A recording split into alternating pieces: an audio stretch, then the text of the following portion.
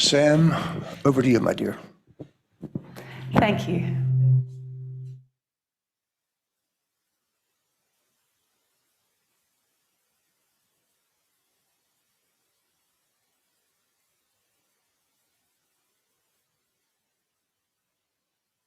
I'd just like to welcome you and, in spirit, future generations who are waiting in the wings to see what choices we're going to make in this present moment.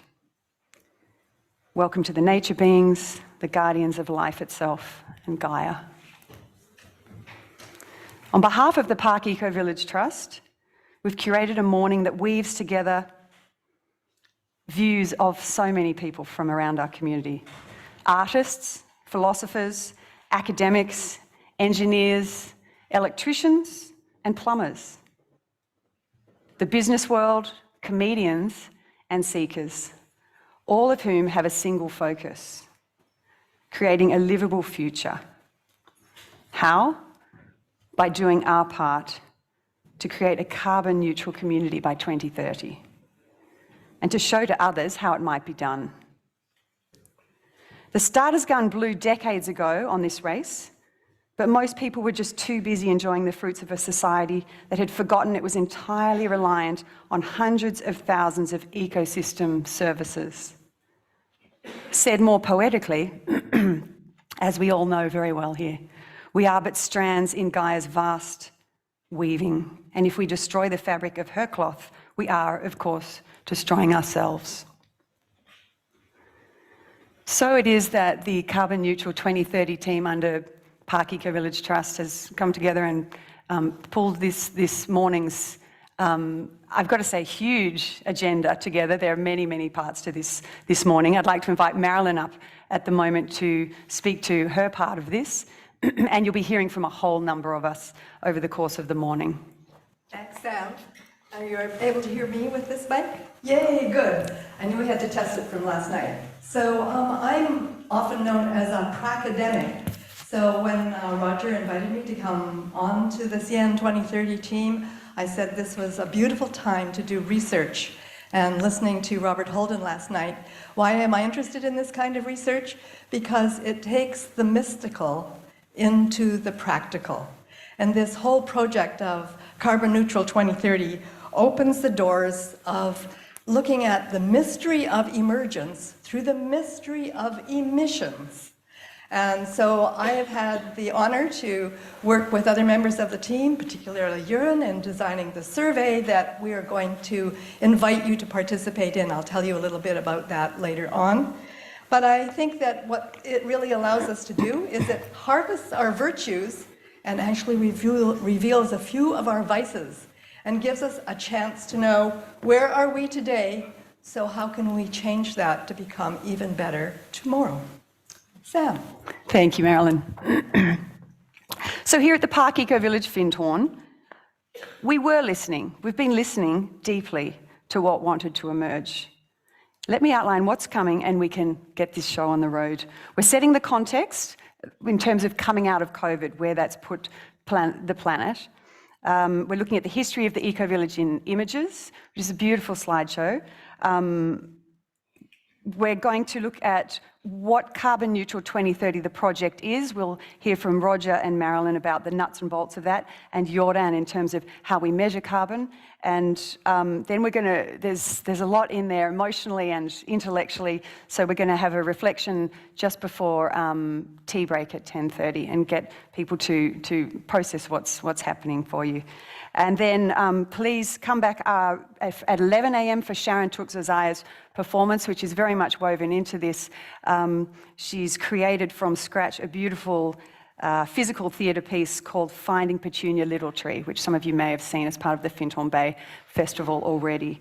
And then following that, we're going to hear about the Just Transition Fund, this very recent and amazing funding that we've received that is going to help us take ourselves to Carbon Neutral 2030 with Michael Shaw and others. So, with no further ado, we'd just like to set the scene. I'm responsible for far too much tech over here at the moment, so let me, please bear with me. Manuel, can we just lose that blue light at the front there so this isn't washed out? That would be great. This is the great realization.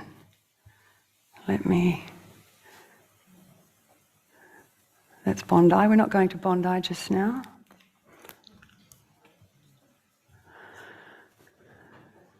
Four fingers and swipe to the left.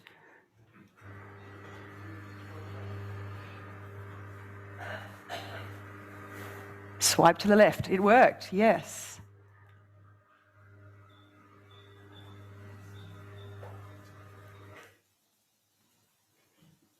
But my boy, you're growing weary, sleepy thoughts about your head. Please, that one's my favorite. I promise just once more. Okay, snuggle down, my boy, though I know you know full well. The story starts before then, in a world I once would dwell. It was a world of waste and wonder, of poverty and plenty, back before we understood why hindsight's 2020. You see, the people came up with companies to trade across all lands, but they swelled and got much bigger than we ever could have planned. We'd always had our wants, but now it got so quick. You could have anything you dreamed of in a day, and with a click. We noticed families had stopped talking. That's not to say they never spoke, but the meaning must have melted, and the work-life balance broke. And the children's eyes grew squarer, and every toddler had a phone. They filtered out the imperfections, but amidst the noise, they felt alone. And every day the skies grew thicker, till you couldn't see the stars. So we flew in planes to find them, while down below, we filled our cars. We'd drive around all day in circles. We'd forgotten how to run. We swapped the grass for tarmac, shrunk the parks till there were none.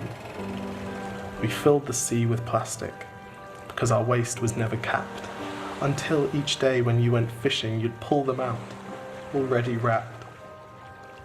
And while we drank and smoked and gambled, our leaders taught us why. It's best to not upset the lobbies. More convenient to die. But then in 2020, a new virus came our way. The governments reacted and told us all to hide away. But while we all were hidden, amidst the fear and all the while, the people dusted off their instincts. They remembered how to smile. They started clapping to say thank you and calling up their mums. And while the car keys gathered dust, they would look forward to their runs. And with the skies less full of voyagers, the earth began to breathe, and the beaches bore new wildlife that scuttled off into the seas. Some people started dancing, some were singing, some were baking. We'd grown so used to bad news, but some good news was in the making. And so when we found the cure, and were allowed to go outside, we all preferred the world we found to the one we'd left behind. Old habits became extinct, and they made way for the new, and every simple act of kindness was now given its due. But why did it take a virus to bring the people back together? Well, sometimes you've got to get sick, my boy, before you start feeling better. Now lie down and dream of tomorrow, and all the things that we can do. And who knows, if you dream hard enough, maybe some of them will come true. We now call it the Great Realization. And yes, since then there have been many. But that's the story of how it started, and why hindsight's 2020.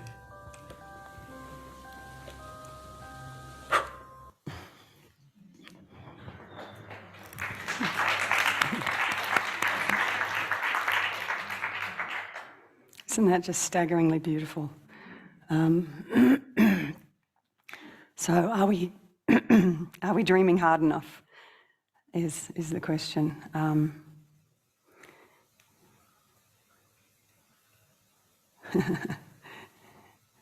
There we go.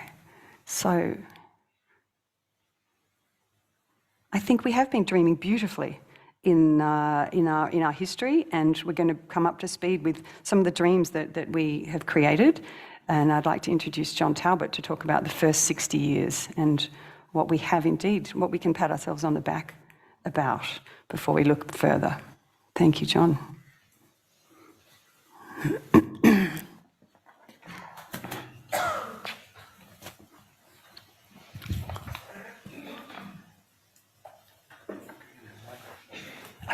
grab that one. Testing? Yes, great. Good morning. Hello, far and wide. It's wonderful to be back here. As some of you know, Samantha and I left in 2003 for a year, and 18 years later we came back last year. So we've been back a year.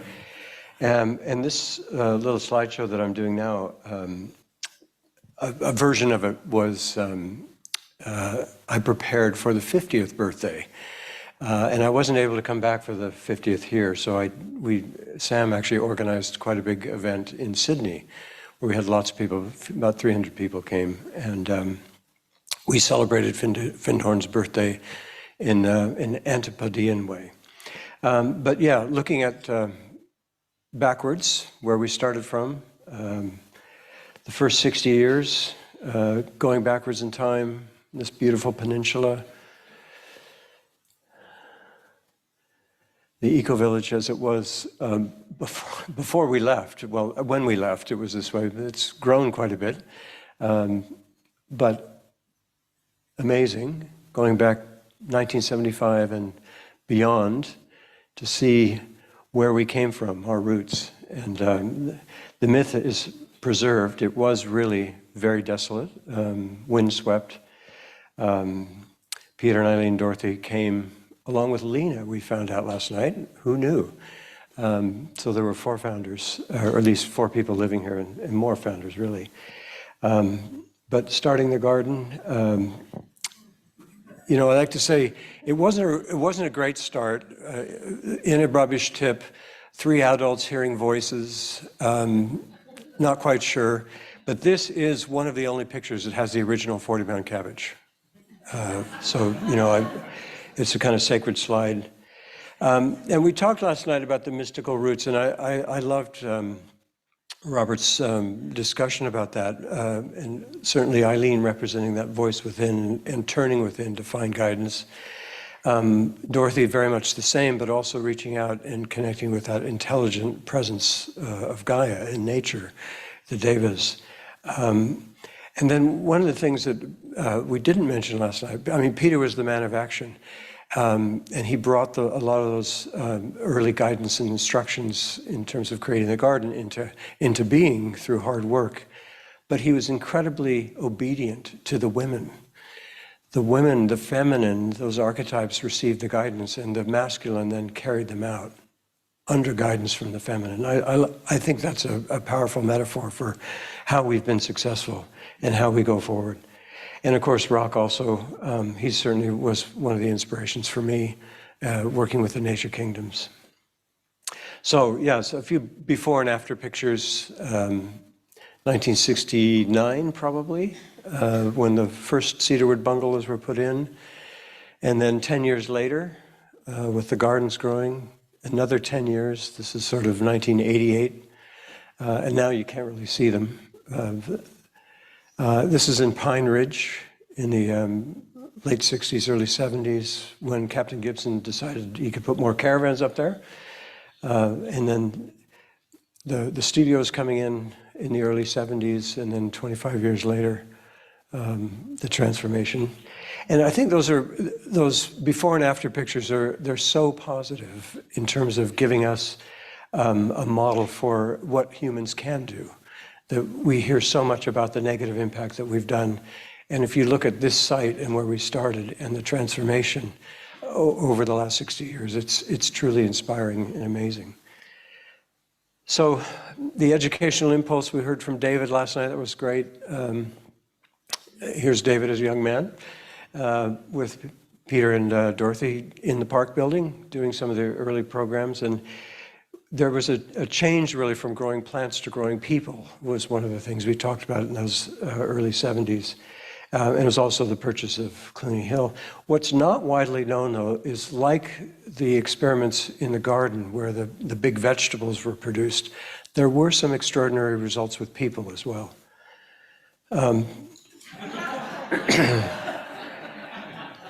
But we also started the hall, the vision for this amazing building that we're so privileged to have. And certainly if we'd have known how hard it was going to be to build and how long it was going to take, we probably wouldn't have started. But that's also true of almost everything we've done here. If we really knew what we were getting into, it would be tough. But yeah, the 70s were wild and crazy. Some of the images that we have from those eras kind of summarized certainly how the locals saw us. Just want to focus on that one for a minute. And some of you will remember who this is. It's Francois. But at the end of the 70s, there was quite a big crisis. And for those of you who are here, you'll remember it. We used to gather in the hall, and the hall wasn't finished. We couldn't afford to heat it. There was really no money. We all brought our own blankets. And Francois would lead us in meditations on how do we manifest enough money to get through till the spring, when the guest income would start again. And I think there was quite a crisis in what was the mission of Findhorn too, because Peter and Eileen had split up. Many people had left. There was this financial crisis. And we didn't really know whether we were going to continue. It was quite a close thing whether we would actually go under financially. And the bank was certainly, we had a big overdraft, structural overdraft that we hadn't really any way of paying back at the time. But it was right at that time that David Spangler had a transmission from his guide, John, who talked about planetary villages and the need to bring the planetary consciousness that we had been talking about and experiencing and experimenting with in the 70s, 60s and 70s into the built environment. How do we ground it locally in the nature that we found ourselves in villages, human scale, and express these principles of co-creation with nature and working with ecology and the natural systems of the world to create really grounded human settlements that also have these other elements that I'll speak about in a minute. And that vision of the planetary village, of seeing we're in a broken down caravan park, we don't own the land, we're living in what could only be described as poverty in caravans that were anything but ecological. So how do we actually change and begin to express this bigger vision of Findhorn and what it represents? So we started dreaming into that. Fortunately, we didn't have any money at the time. We had to only dream. And had we had money, we probably would have made many more mistakes than we have, rushing ahead. But it meant we had about 6 years where we had to really find out what was it that this planetary village impulse was about. And the model that we came up with, which is also part of what Jen later became the Global Eco-Village Network, is that there were 4 key components in a sustainable human settlement that we needed to address and think about. The first was the obvious one, the ecological one, which is where we grow food, where we it's water, it's housing, it's energy, all of the physical needs that we need. The second one, though, is economics. What do we do to create sustainable livelihoods? We live in a society that needs to have an economic system, that we have to interact with the outside world. So what are sustainable employment, businesses? How can we develop those here? And both of those first 2 elements, we were pretty weak in at the time when we were dreaming into this. The economy, I mean, this was in the days of the £5 a month allowance that we got as staff members, and living in caravans. So pretty weak on those 2 fronts. Where it really began where we saw the strength of what we had created here in those 16, 18 years, was the social, cultural web of the fabric of our community, the belonging sense, the sense of purpose, the ability to grow and develop as human beings. And that was really well developed in the community at that time. And the 4th quadrant, we named spiritual sustainability. What is it that nurtures our spirits, our human spirits, that gives us a sense of purpose and a sense of belonging to something bigger? So that was also really well developed here. But we needed to fill in the gaps, and a gap analysis of the co-creation of nature, living in harmony with nature, needed to be bridged. And that inspiration is what launched the appeal to buy the land, to buy the caravan park. So in 1983, after a wonderful conference that Roger led, called Building a Planter Village, that was the inspiration for buying the land. So we went ahead and started that appeal, and were successful. Still took that 6 years before we could really start building. But by about the late 80s, early 90s, we really started. So now we have some images of that period. Here we go.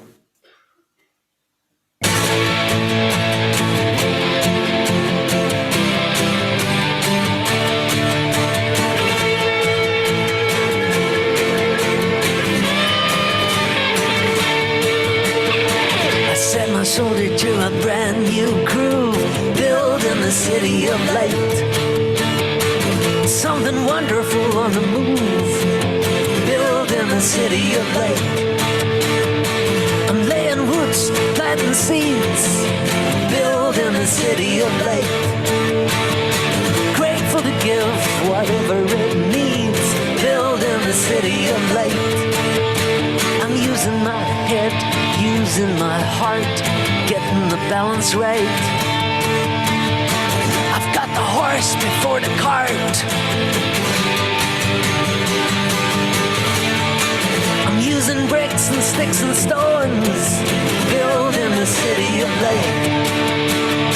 And sweat and soul and blood and bones, building the city of light.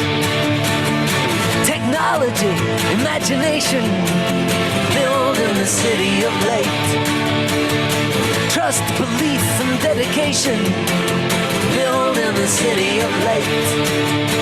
I'm using my brains, using my balls, keeping the goal in sight. Feeling it heart to part of it all. Writing songs, I'm singing them out, building the city of light. I live the things I'm singing about, building the city of light. I'm working on myself and my stuff, building the city of light. I just keep going when the going gets tough, building the city of light. Facing my beast, facing my fears, loving the darkness bright. I'm like a mirror when the shadow clears. Got no politics, got no praise, building the city of light. I don't need rescue, I don't need advice, building the city of light. I don't need freed, I'm already free, building the city of light. All the answers I need are inside me, building the city of light. All may change in the blink of an eye. Yeah, all may change in the blink of an eye.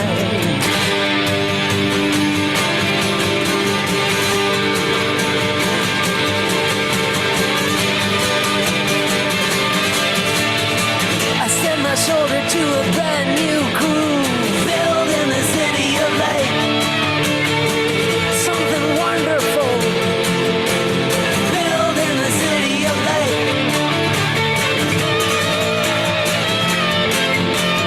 Building the city of light.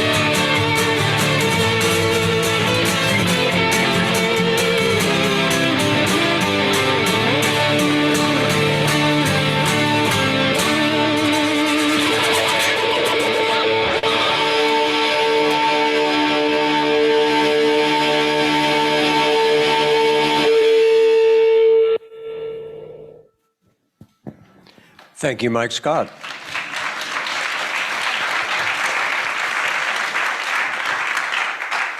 So that was about 15 years maybe of development that you saw there.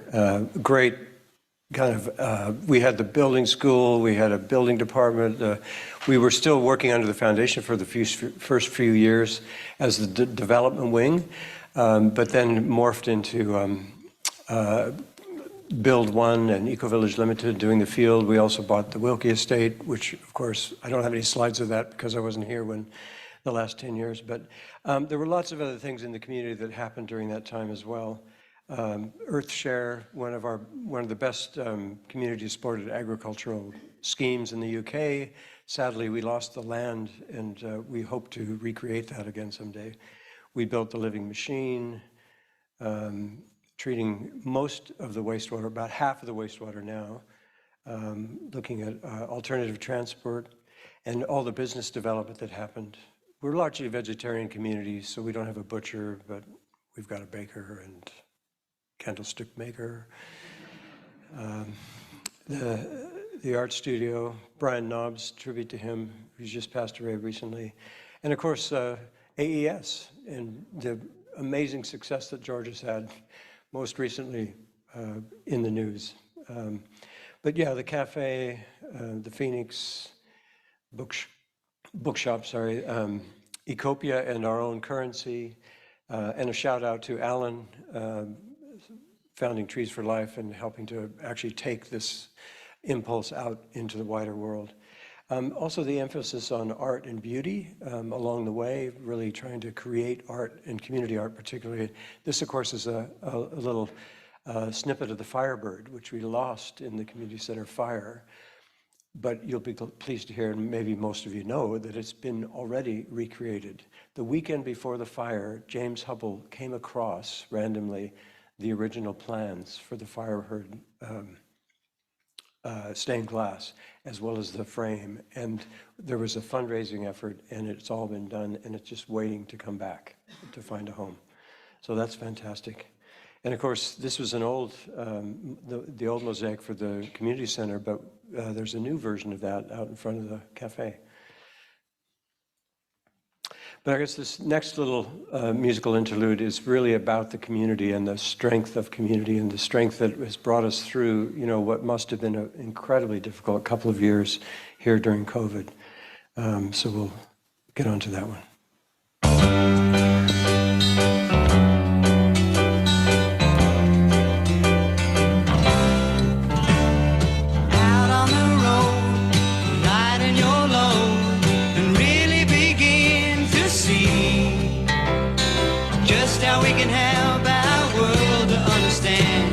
What's happening interplanetarily? Yes, sirree. We're gonna build another Garden of Eden where we can really grow. Children of love, children of light, so everyone can know we belong to one incredible family. Unbelievable.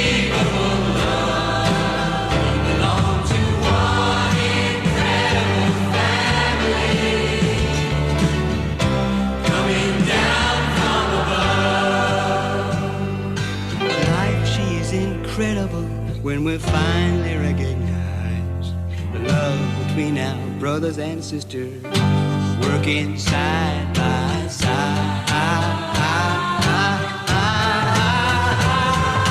One incredible family, unbelievable love. We belong to one incredible family.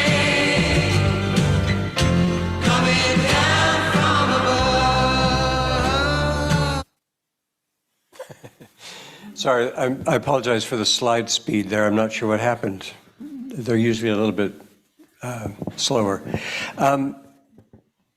When the fires happened, Sam and I heard the news, and it was actually Sam who said, "We have to go back and help."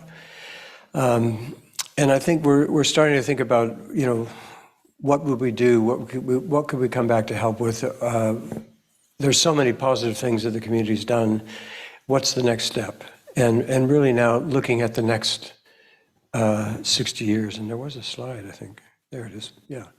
What is the next 60 years? Are we going to be relevant? What can we do that will be relevant, that could be helping us maintain and expand a leadership role in that transformation of human settlements and human society across the planet. And I think, so there's a question, because most of the ecological building and a lot of the renewable energy things and even community, recognized community in just bog standard urban planning, people are recognizing the importance of how we create social fabric. And so many of the things that we were pioneering back in the 80s, 90s, 70s, 80s, 90s have been taken up by the mainstream. So what's next? Are we relevant? What can we do? And I think partly the Carbon Neutral 2030 initiative is about that. So how do we take the next step? What are we going to be planning for the next 60 years to get us through what is obviously a huge global crisis? And as if we didn't need a sign, or as if we needed a sign, we ended up on the cover of the IPC sixth annual report, or sixth report assessment, Findhorn East Winds Eco-Village Co-Housing Project. I don't know if you know who the IPCC is. Intergovernmental Planet. Can someone help me out? Intergovernmental Panel on Climate Change. Thank you very much. IPCC. This is like being on the cover of the Rolling Stones in the 70s. This is like.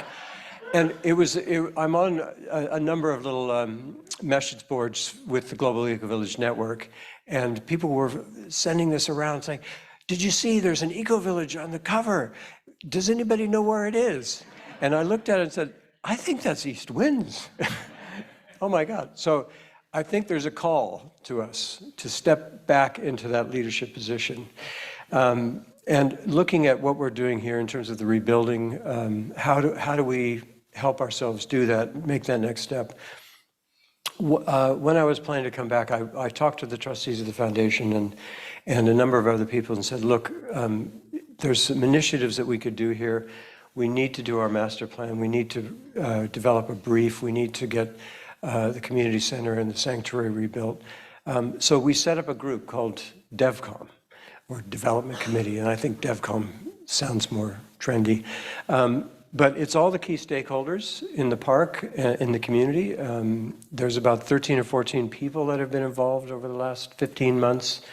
We've done some great things. The main project, Sanctuary, New CC, master plan for the site, which really has been waiting for many, many years to happen. But we could never really agree on it. So this is a great opportunity for us.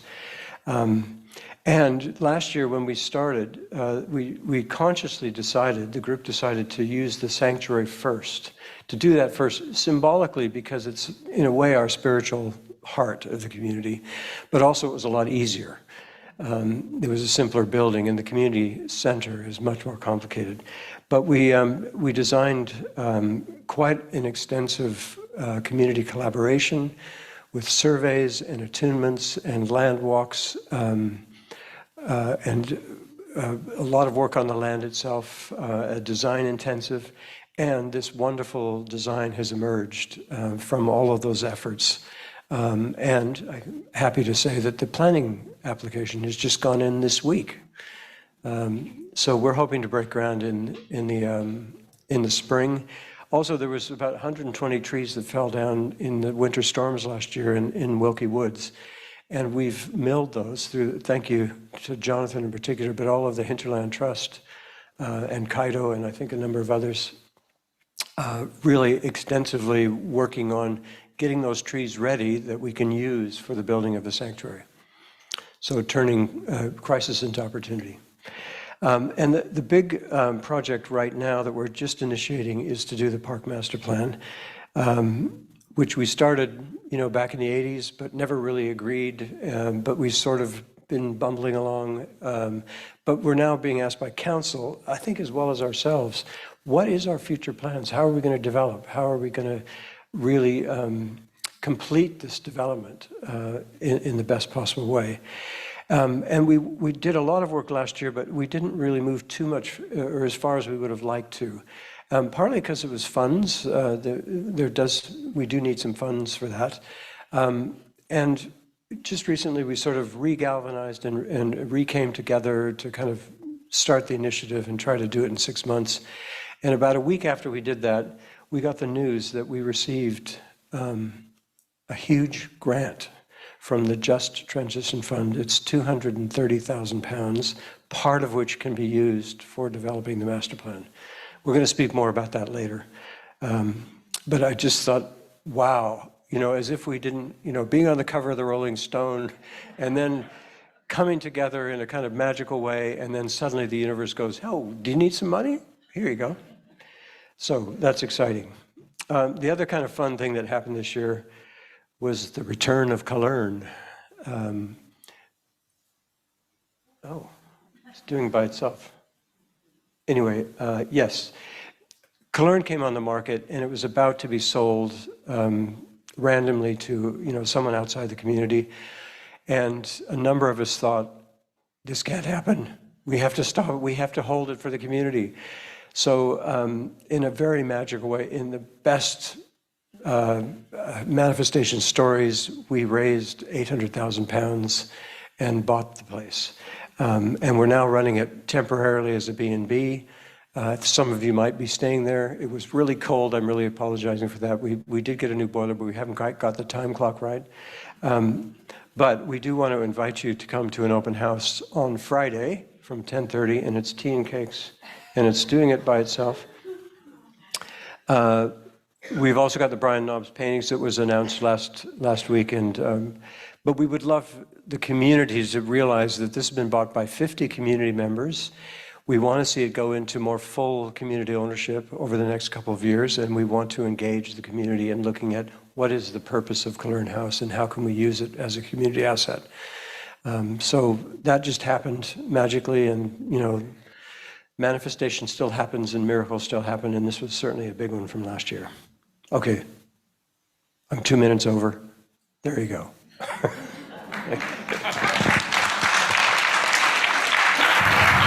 Thank you, Scott.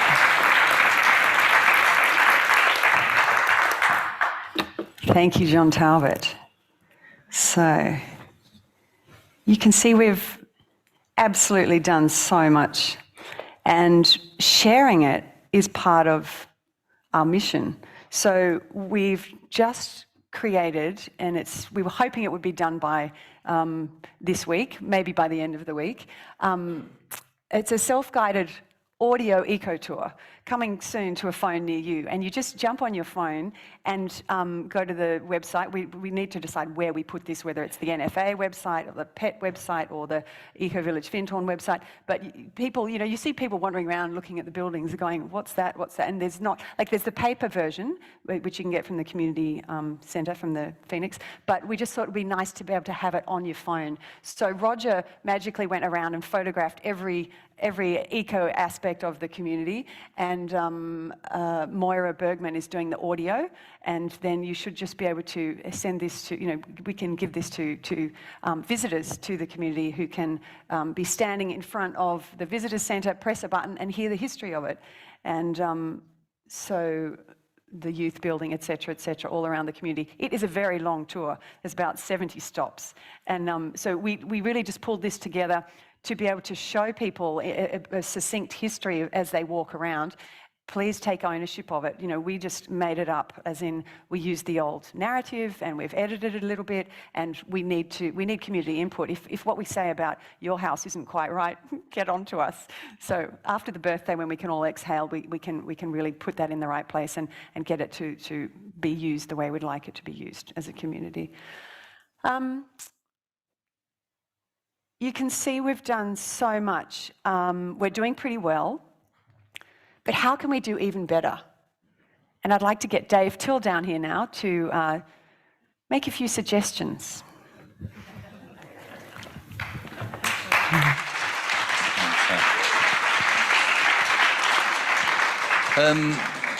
When Sam and the team and Roger and I met in the cafe, the idea was to create something fun and light for this morning. But I thought about it, and I thought the whole issue of global warming isn't that funny, really. And particularly the impetus behind this project to go carbon neutral is to help alleviate global warming. So I thought, what is funny about the situation? And the funny thing often is our thought forms that we get stuck in when we try and solve these problems. So this is a little film about a fictional eco-village, not a million miles away from here, but it's a sort of eco-village you probably wouldn't want to live in. It's an eco-village that I think Vladimir Putin would be proud of. But if by showing how to do it wrong, we can help Pet to do it right, then that would make me very happy. Okay, enjoy.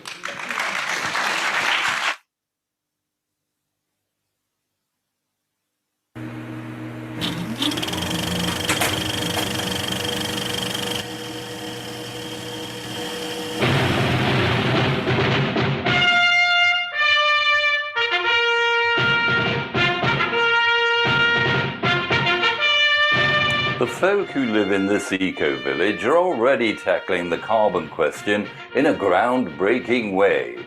And here's how. Specially selected members of the community have taken on an important task, volunteering to become eco-police, a role designed to keep the community on track.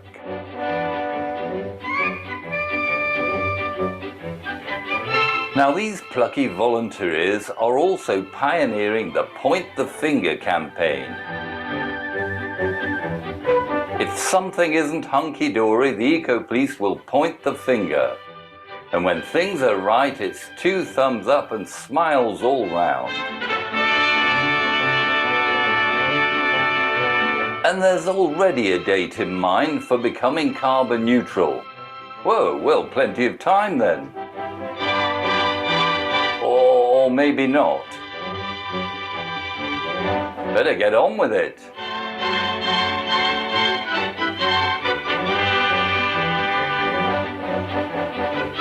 And what's happening here? This young citizen doesn't seem to know his metal from his paper. Good job the eco-police are here to put him straight about recycling.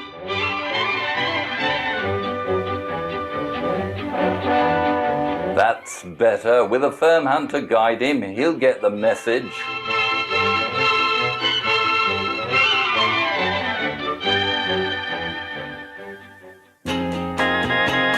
Random spot checks by the eco-police can often identify unwanted plastic in grocery shopping. Some folks set good examples.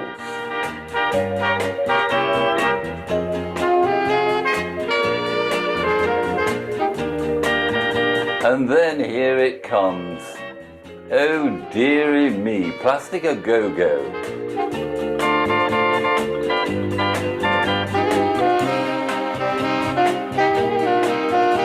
And why use plastic wrappers when there are so many good alternatives easily available?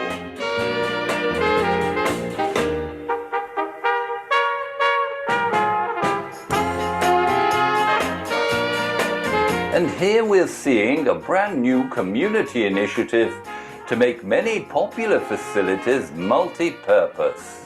All it takes is a bit of imagination.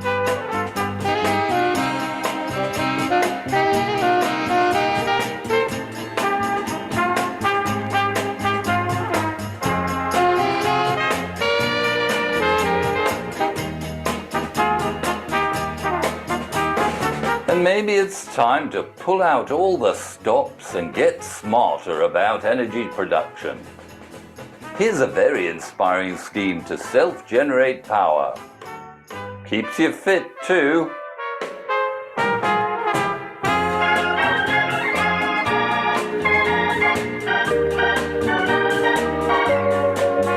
Happily, the scheme ends in a nice cup of tea for almost everyone.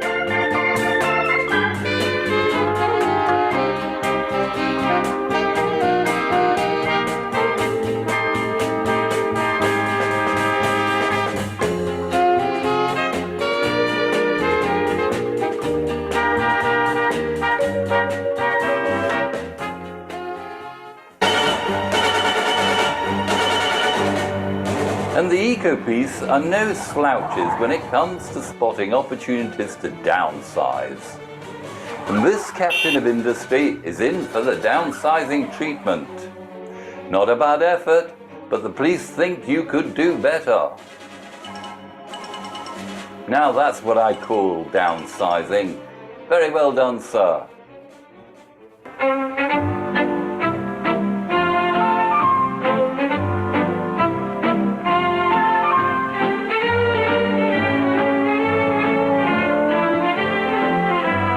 Random home checks often help the police in their pursuit of energy saving.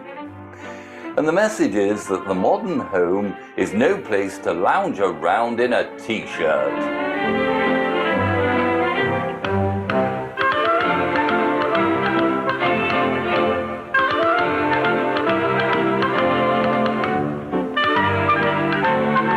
A few extra clothes easily found at the boutique can make a world of difference. Wrap up and keep that thermostat down.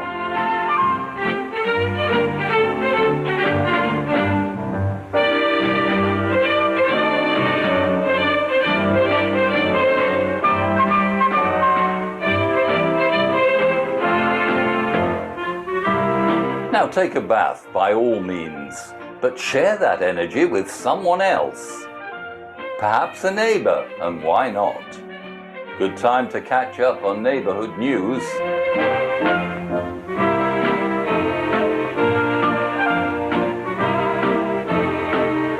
Or alternatively, share with someone you might want to meet. No point in being shy when there's a planet to save.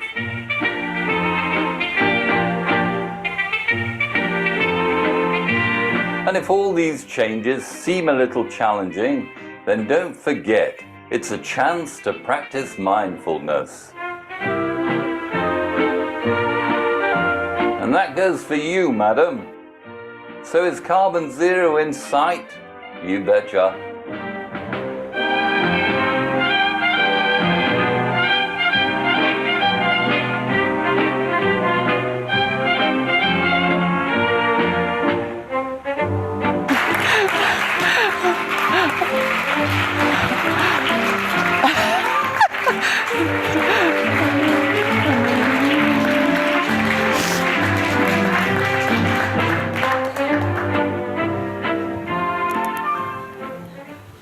Jean.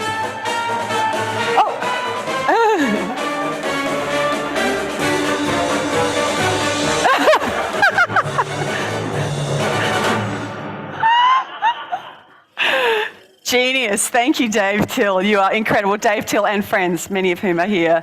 Thank you. Amazing.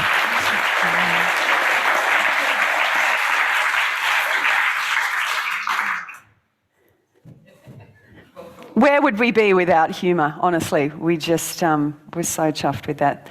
And I think that should go global, frankly. So now, with no further ado, I would like to get Roger Doudna up to describe the Carbon Neutral 2030 lottery grant that we've been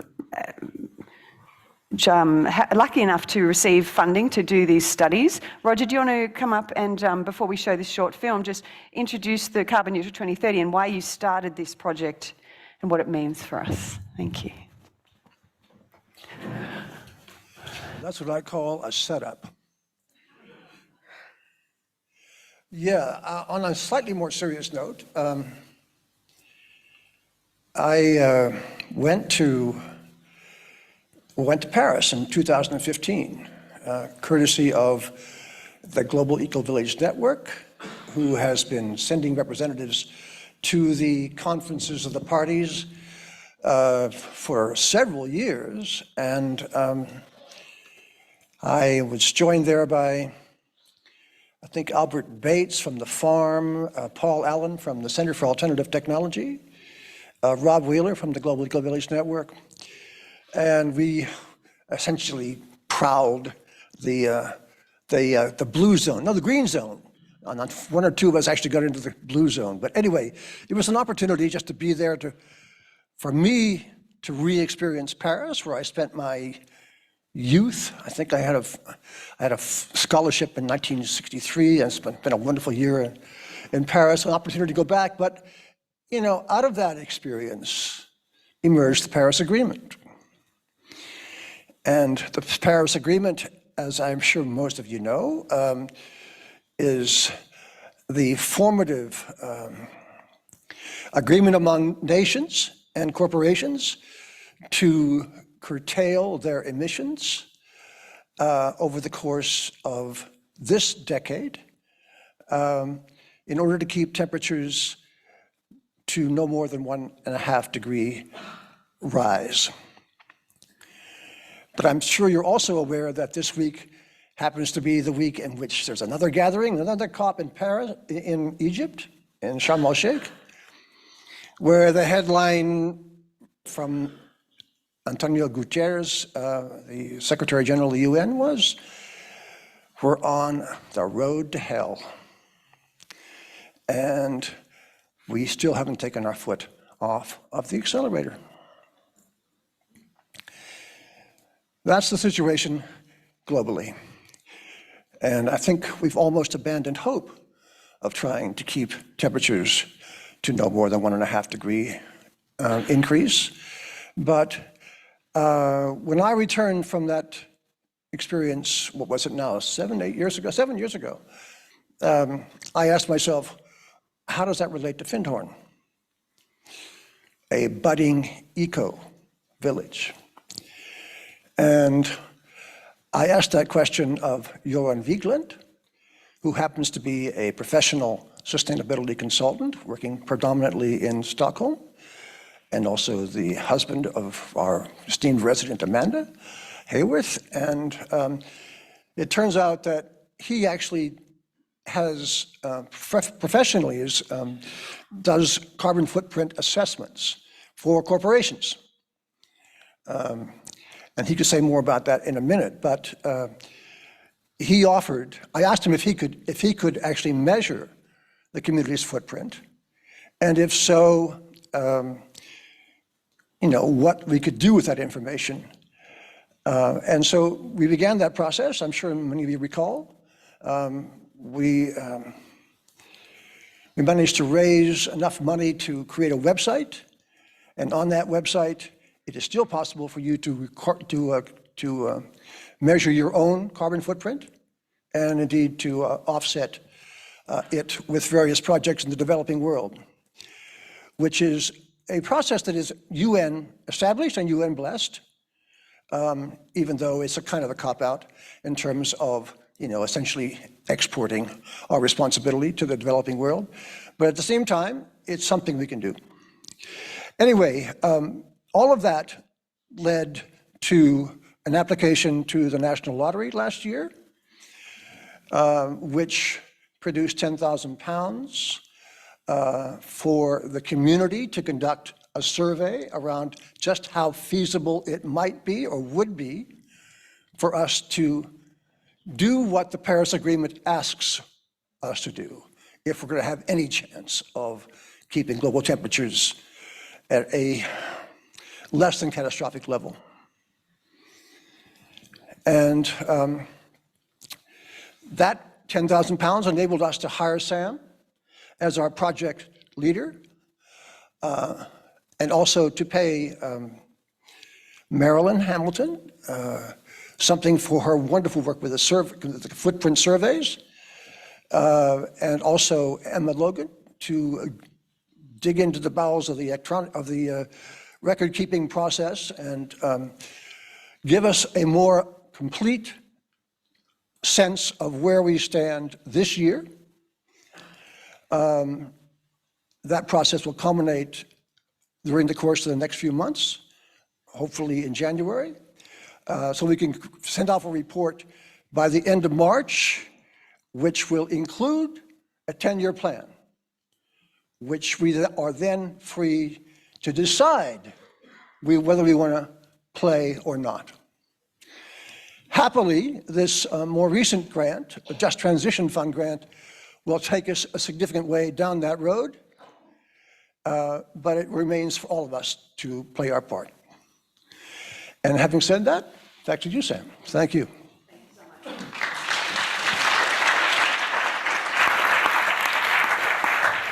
So thanks to Jane Rasbash and Alan Ross in Edinburgh, we have a short film that just describes what we're trying to measure with the Carbon Neutral 2030 project.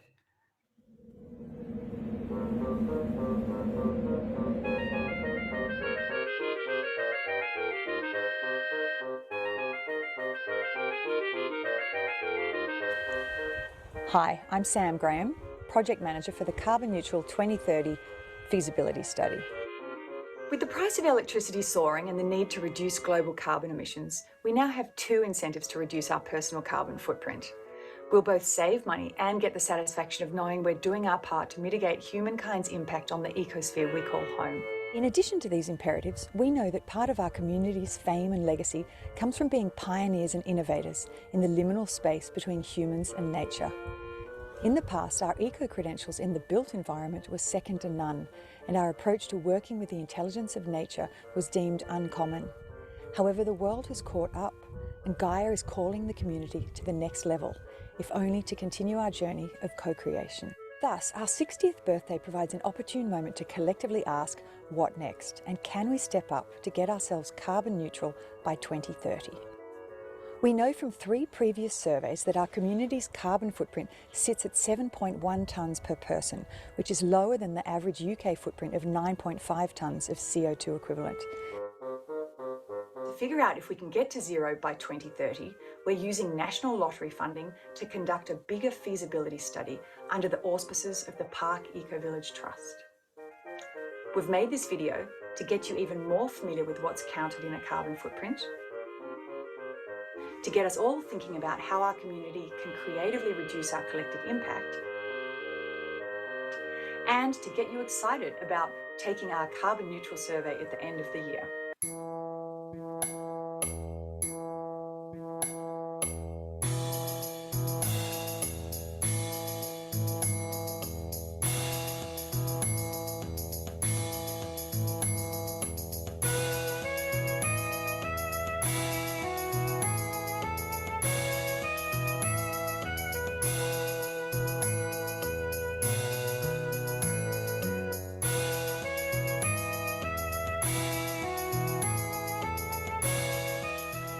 We base it on our 4 locations, the Park, Cluny, Air Aid, and Trey Barn on Iona. and for your part, this is what you need to do. Keep an eye out for our announcements as survey time gets close, which is January. We're going to make it fun. It's definitely involving baked goods and sitting down together to do it in real time. Until then, take note of where the following bills are kept so you can easily grab them for the survey.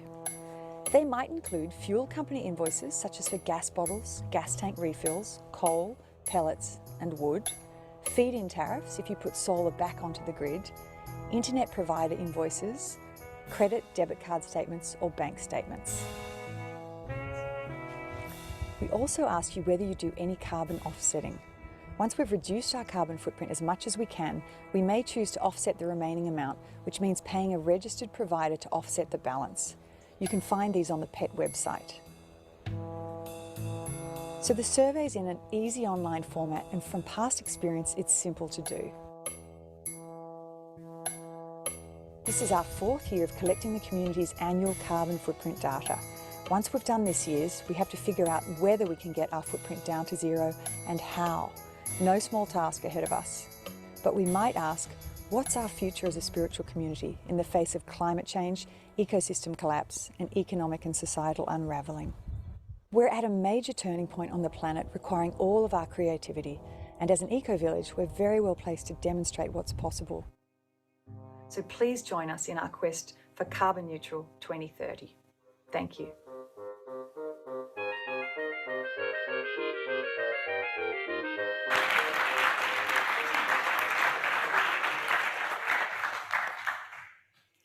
There you have it. So I'd just like to invite Marilyn and Joran up in due course. I will get this out of the way.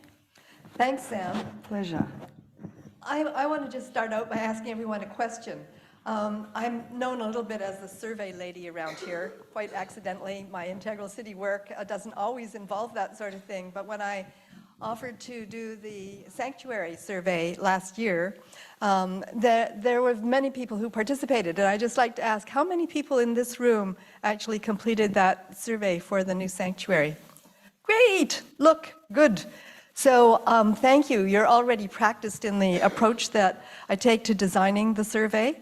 And Sam has just given us a beautiful summary of, and much more exciting way of looking at the survey than me showing you a picture of it on the screen. So when we're doing the survey, I've invited you to do the same kind of thing for the CN 2030 as we did for the new sanctuary. And that's before you start, whether you're a resident or an organization, just take a few minutes and sit with the principles that form the whole foundation and the village, the eco-village that we live with here. And that is a really good way of realizing this isn't all just about numbers, but there's a great quality of life that we're actually measuring. And, you know, we ask you to do this probably for most of the people in the room here individually, but then we get a sense of how we are performing as a community. So we're actually working both individually and collectively. And this is really very powerful, I think, and builds on our awareness of our consciousness and culture. Because we just, you know, if we look at it and say, oh, it's just about a bunch of numbers about emissions, then we really sort of detach ourselves from, as manifest beings of incarnated souls, we have to take responsibility and awareness for how we do live on this beautiful planet, Gaia. So that's the kind of beliefs and kind of design principles that I use in putting the survey together. I don't think I need to tell you all the sections of the survey because Sam just did a beautiful job of that in the little film. But what we're doing, you know, when we measure your carbon footprint is really bring your voice in. So today we're having the opportunity to really be a part of the beautiful 60th anniversary celebrations and to celebrate how we have learned to live together, and not only as a community, but in real care and consideration of Gaia. So I'd just like to thank you in advance for getting really excited about doing another survey and that you're going to make a difference. We have a couple of more ways that we'll tell you how we're going to engage you, even this week. I'm going to tell you later in the morning about something that we're calling a climate hunt. And then in December, we're going to actually have the town criers involved. And in January, we're not going to just leave you alone and lonely to do the survey, but invite you on the 14th to come to the Sunshine Room and do it together. There may even be a contest for the percentage of contributions for each of our neighborhoods. Stay tuned. Oh, and there's prizes. I have one.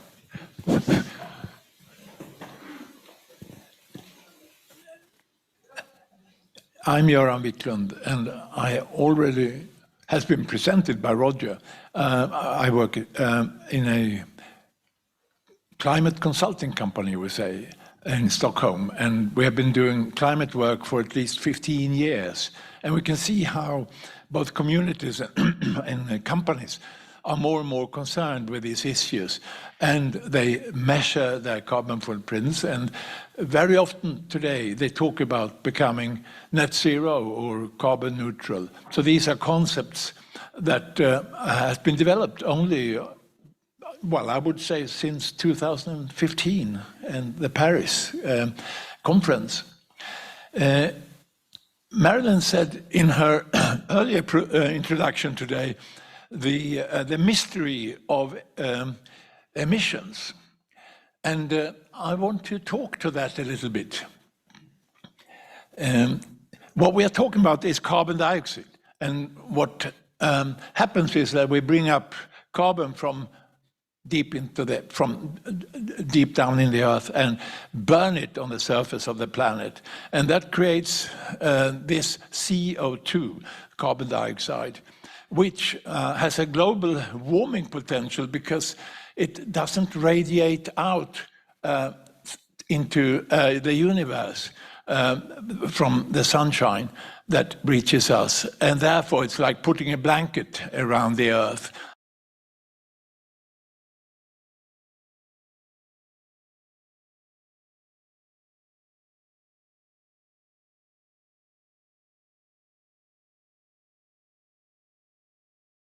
Well, it's a gas, and we can't see it, and we can't smell it.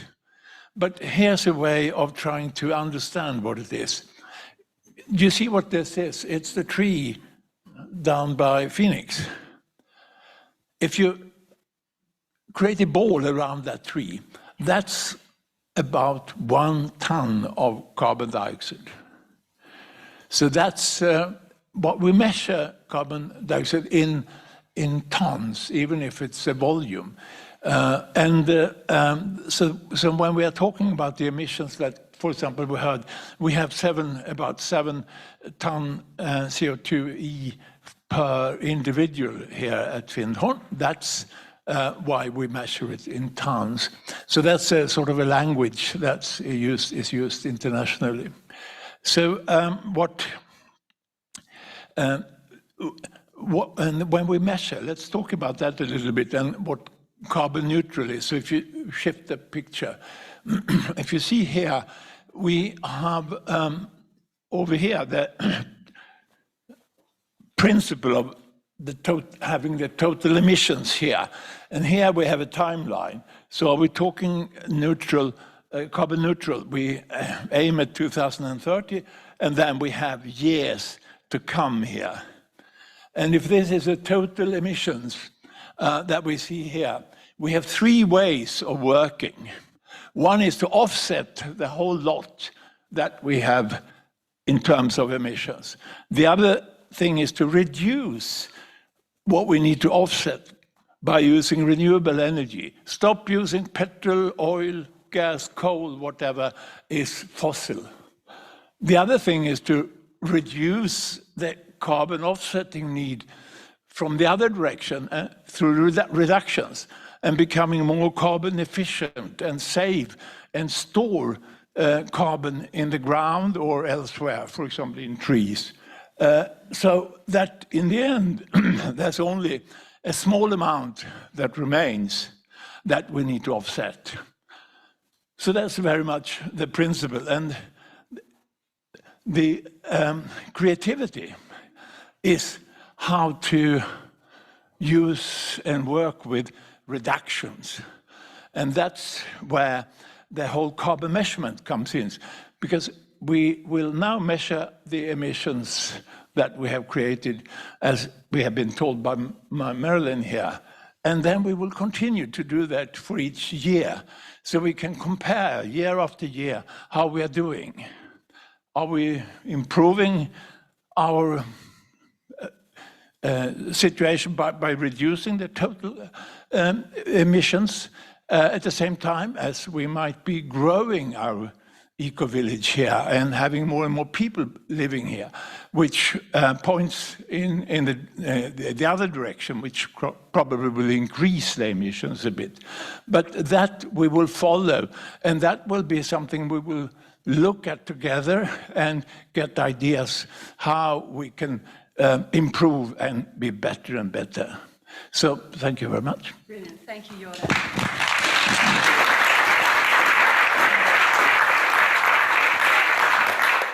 So we are fast approaching a tea break, but Rog was really keen that we absolutely make sure that we've understood the imperative. So there's just one more film, which is... Please do, Rog. Go ahead. And then after this, we're going to just have a conversation and check in with everybody, and then we'll head for a cup of tea at 10:30. Up, go for it, Rog. You're on.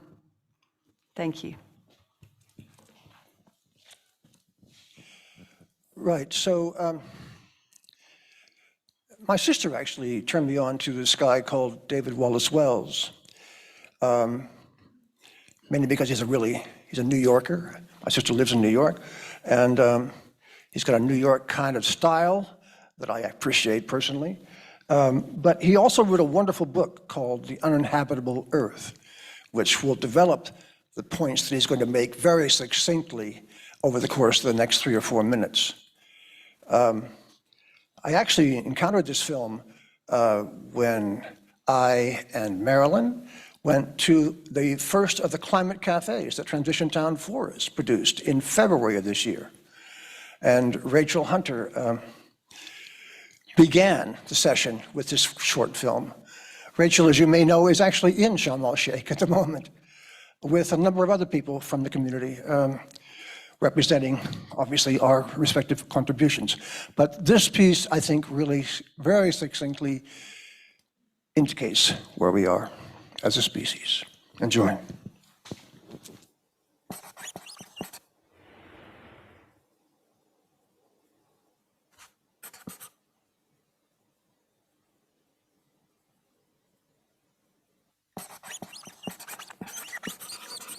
Every aspect of our lives will be touched by climate change. Climate is not something that's happening elsewhere. It's not happening to other people, even if it may be hitting other populations more intensely than it's hitting the one that you're in. It will touch every life and transform every aspect of that life, down to the decisions we make with our children and family, where we live, what kinds of jobs are available, how much economic growth we can come to expect. It's a totalizing, all-encompassing system, and everything we do over the next century will be conducted in the theater of climate change. We had been taught to expect that climate change was very, very slow, that it was something that would be unfolding on a timescale of decades. And so we could imagine, while it might be a problem for our grandchildren and their grandchildren, that we had a lot of time to address the issue. We had a lot of time to grow our way out of the issue and invent technological solutions to the problem. In fact, more than half of all of the fossil fuel emissions that we've put into the atmosphere in all of human history have been produced in the last 25 years, which means that we've now done more damage to the climate since Al Gore wrote his first book on global warming, since the UN established the IPCC, than in all the millennia before. This is not an old phenomenon. We're not dealing with the legacy of the Industrial Revolution. We're dealing with the damage that we're doing every day in real time. And we're seeing that damage on our TV screens finally in the last few years with coverage of extreme weather, natural disasters. But people haven't really begun to appreciate just how much more will be coming, how much faster the problems will be accelerating, and how little time we have to deal with the problem. They say that if we end up where we'll be at the end of the century without changing course, our grain yields could be half as bountiful as they are today, which means we could have 50% more people on the planet and half as much grain to give them. On economics, if we, again, stay on the course that we're on by the end of the century, we'll have seen $600 trillion in damages from climate change, which is more than double all the wealth that exists in the world today. There's horrifying research on the relationship between climate and conflict, so that every half degree of warming, you see between 10 and 20% increase in conflict. We're now at about 1 or 1.1 degrees of Celsius warming above the pre-industrial average. The UN projects that on the course we're on now, by the end of the century, at a little north of 4 degrees of warming. And at that point, there'll be parts of the world that could be hit with 6 climate-driven natural disasters at once. The UN believes we could be dealing with as many as 1 billion climate refugees. We've already left the world that we all grew up on. The planet is now hotter than at any point in all of human history. We are responsible for this climate that we are walking into, and just how bad it gets will always be up to us. Every tick upward of temperature makes all of these impacts, from agricultural yields to conflict to public health issues to sea level rise, makes each of those worse. And how far along the path to, say, 4.3 degrees we get will be determined by what we do. The future of humanity is literally in our hands, and by that I mean not just the people who will live on the planet over the next century, but literally the people who are taking action now, today. We are writing the climate future of the next decade now, and we are facing the possibility, although it's vanishingly thin, of human extinction at our own hands. And if we avoid that, which I hope and trust that we will, it will be entirely because we have made affirmative choices to avoid it.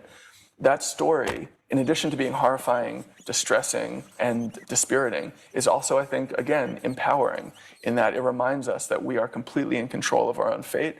And so, as horrible as it sounds to contemplate these futures, they are only, at the moment, hypothetical, and whether we get them and make them real will be our doing. If we get there, we will have been responsible for that suffering, and if we avoid them, we will be responsible for that alternative outcome.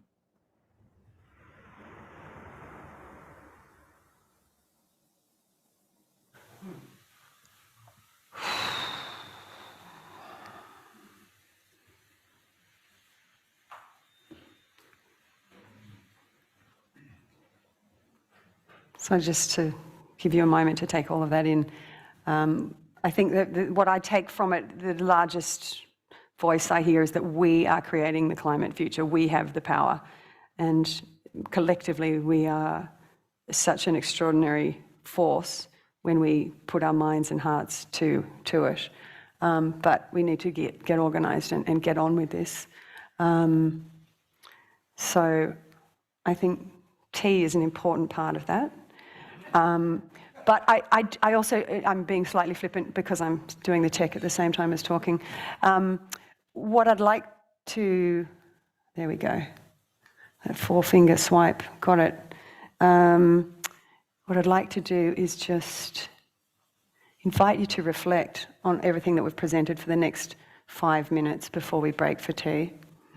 So can you turn to the person next to you? And I will get a slide up in a moment, as soon as I can find the cursor again. Here we go. There, so just breathing all of that in. And take a moment, just speak to the person next to you, literally for a few minutes. I know we're all probably busting and ready for a cup of tea, but I would feel irresponsible if I didn't just invite you to talk to the person next to you about all that's been presented. Just take 2 minutes now. Thank you so much. Could you just, before you send Great photo, for sure.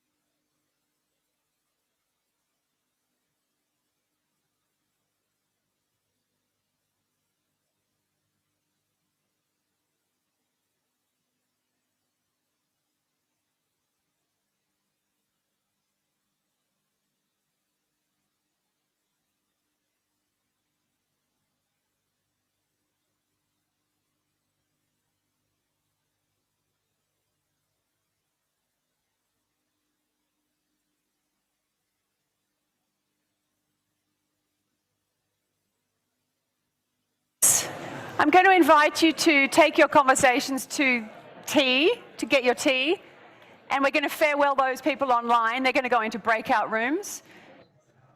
Just with Sharon Tugzazaya's piece, those of you online, that's going to be a pre-recorded version.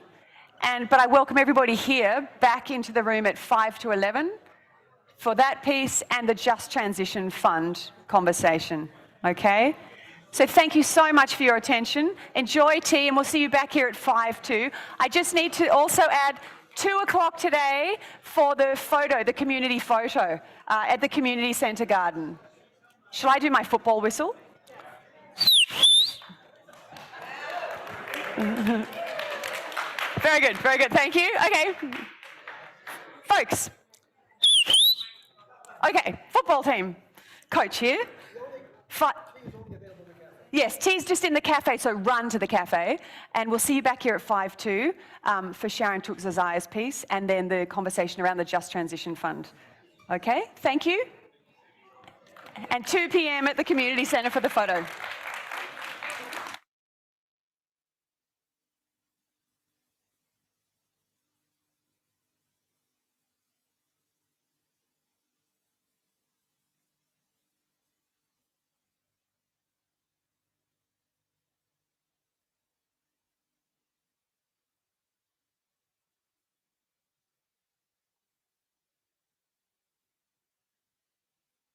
Laura's Eco Village and the kinds of artist hunts that we've had over the pandemic and come to know and enjoy. And so when we were looking for different ways to engage people for Carbon Neutral 2030, we sort of came up with the idea, why don't we have a climate hunt? And so it's our 60th birthday, and Lorraine, if you'd like to come on out, and I think we're going to have something up on the screen in a minute. We decided that there's so much that we have done around here, and we've seen that in some of the earlier films and videos, and we wanted to give people a chance to find out what we're already doing right. So we created a poster with 60 opportunities to do so, and then created the climate hunt. Not just on one afternoon, it'll start tomorrow. And Lorraine, come forward and tell us who's been involved and how we managed to create the climate hunt. Great, thank you. I'd like to preface it by saying that another wonderful opportunity that arose was that the Global Eco Village Network, GEN, selected Findhorn to be one of 20 across their entire regions to be part of an active research study group. So this will take us into January of 2023, and the first action that as project leader that I took was to invite the younger people in our community to participate. So Irene, are you in? Maybe not, okay. So Irene may be packing her van. They're going on a wonderful trip to Ireland. So Irene Canalis, and then Carolyn Waldman, who you saw as one of the vivacious bathtub bathers, and also Daisy Hunter, whose music, her lovely voice you heard last evening. So those are the 3 young people that came forward to be part of the project. And then for the climate hunt itself, we were invited in to as this was already in progress, so just that wonderful energy that comes from the young to make it all possible. Then we invited Inga to do the artwork for us, which will be displayed. So the wonderful poster celebrating the 60th anniversary. So there are 60 items on the poster that are the treasures of this community, and what we're asking everyone to find and to become familiar with, because it's a starting point. It's nowhere near where we need to be. We understand that, but it's the starting point. And tomorrow afternoon, downstairs in the lower foyer, we will have a table set up, and we'll be distributing the posters and the maps, and just encouraging everybody, giving a bit of an instruction how to participate. So it's for the entire community, every age group. We have wonderful sponsors. The Phoenix Shop, even though they themselves are just recovering from all the effects of COVID and the lockdown, their economic downturn, they generate, we have it here, okay, wonderful, it's with us. So they've given a generous 60 pounds gift certificate for local shopping, of course. And then our wind park is giving us a prize for the younger people, which is a beautiful, colorful box kite that lets them experiment with the powers of the wind. And then we have Biometrics Water Solutions, which is giving a wonderful, very fun Mr. Zig or Dr. Zig Big Bubble kit, which creates these almost life-size bubbles. and the children can experiment with the effects of water. So this is a community-wide invitation. We'll get you all set up tomorrow afternoon, and you have to Saturday noon to make your submissions, and the team is yet to formulate how we're going to select the winners, but it will be a process, a fun one, we believe. So thank you very much for your participation in advance. Thanks, Lorraine. And if you're wondering how you're going to play it, there's the poster, there's the 60 things to find, and there's the map. So you just find the location of the item that's on the poster and actually put it right on the map. And we'll have a box in the general office where you can submit them, and you have all week to do it. We figured that maybe Tuesday afternoon wasn't enough, and we couldn't predict the weather. So you have all week to get your poster and the map and have a lot of fun with your climate hunt. Thank you. Sam.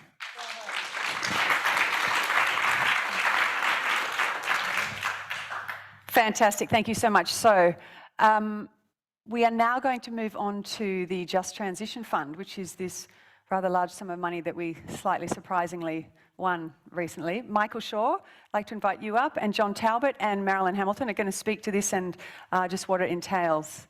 So we're in good time, and we'll have time for questions afterwards. Thank you.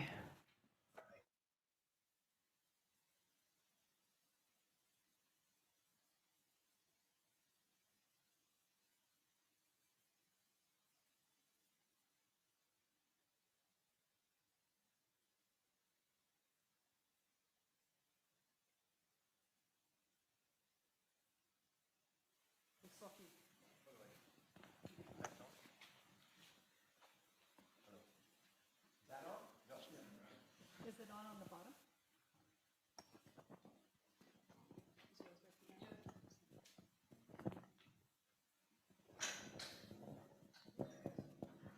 Seems to be on now. All right. So the question is it still on? Yeah. The question is, why just transition fund? It's not just in the term, it's just this little bit. It's justice. And this came out of really a long time ago. Lady Thatcher, who was Prime Minister, closed a lot of coal mines.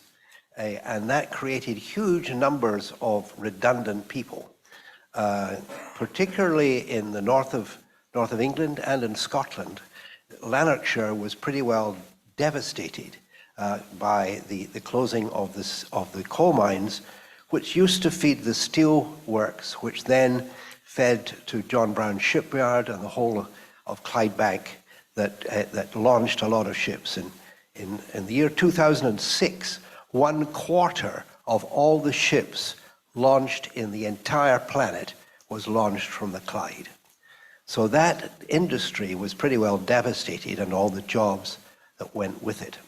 So this time the Scottish government decided they would create a fund that would help transition, particularly workers in the oil fields, in the oil industry, to transition to green jobs. And the fund covers both Aberdeenshire, which is the main centre of that industry, and also Murrayshire. So we are included as one of the 2 counties in the northeast of Scotland who have access to the fund. And we're very lucky because our local member of the Scottish Parliament is Richard Lochhead, and he is actually the Minister for the Just Transition Fund. So we have a real friend in court, and 2 months ago, I think, Roger Doudna sort of learned of a lecture that Richard was going to give in the town hall in Elgin.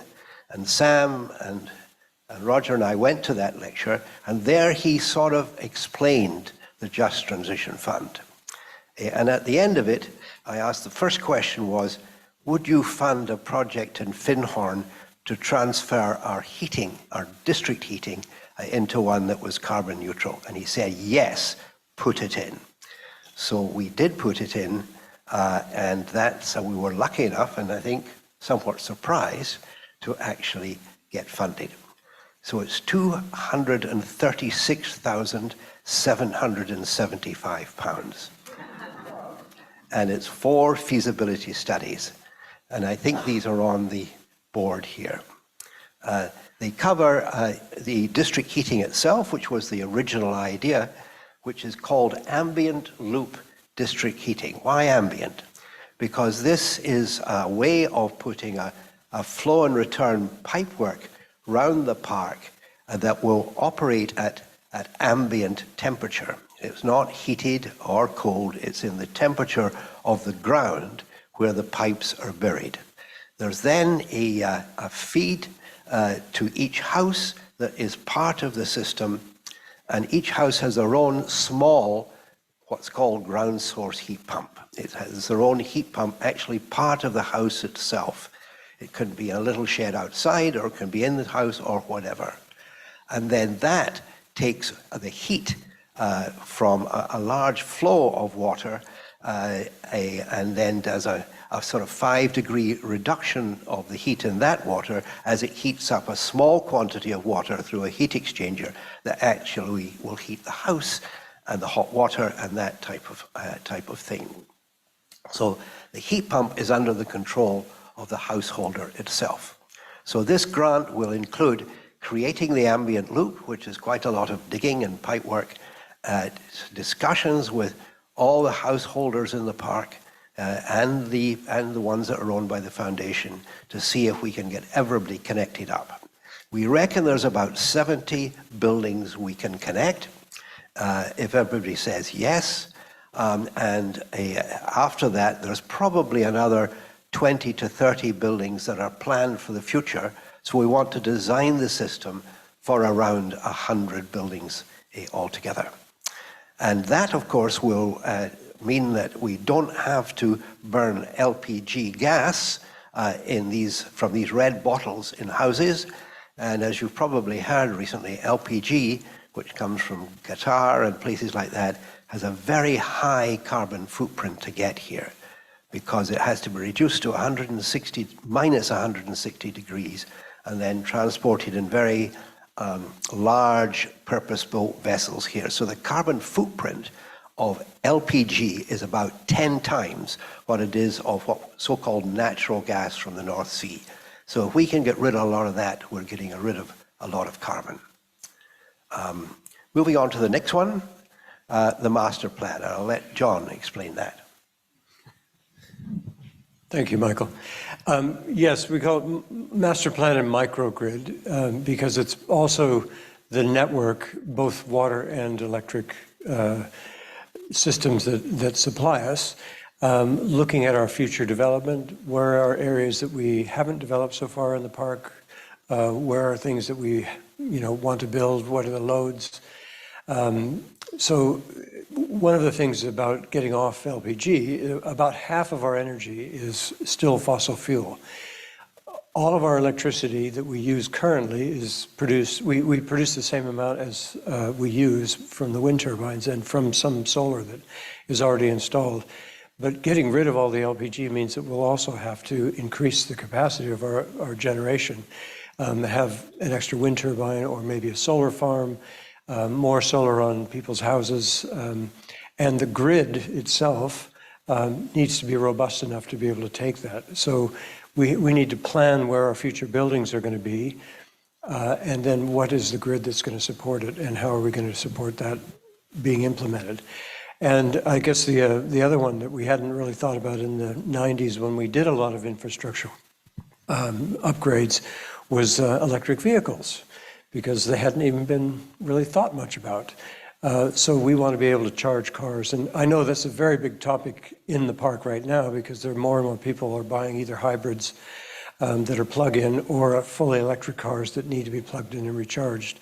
And we simply don't have the infrastructure yet to do that. So this grant is going to help us both look at the overall development plan, but also then the future upgrading of our grids, and also the increased production that we might need in order to remain carbon neutral, or to get to carbon neutral.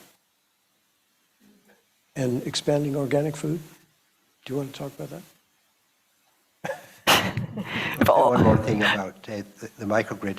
Also, we will be installing quite a lot of storage. This will be thermal storage in the form of hot water, or maybe even sand, which Sam is a great proponent of, but also electrical storage, because if we can really increase the amount of storage, that allows us to optimize, to totalize the amount of renewable energy we're generating, actually using ourselves, as opposed to exporting to the grid.